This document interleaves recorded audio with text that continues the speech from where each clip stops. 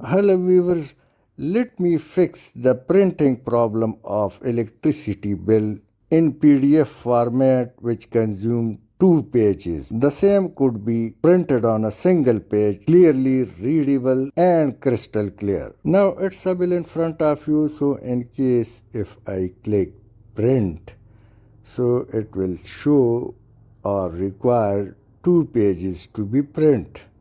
You can see it in red line. It's on portrait form. If I change it to landscape, now it will consume 3 pages.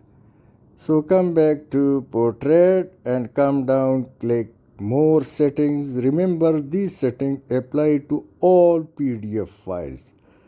Now select paper size. A4 is commonly used, so I used A4, and now scale percentage, reduce it.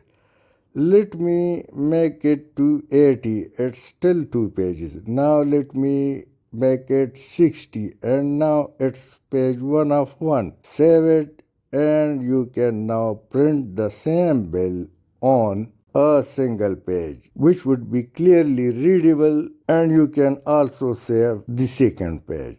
Thanks for watching.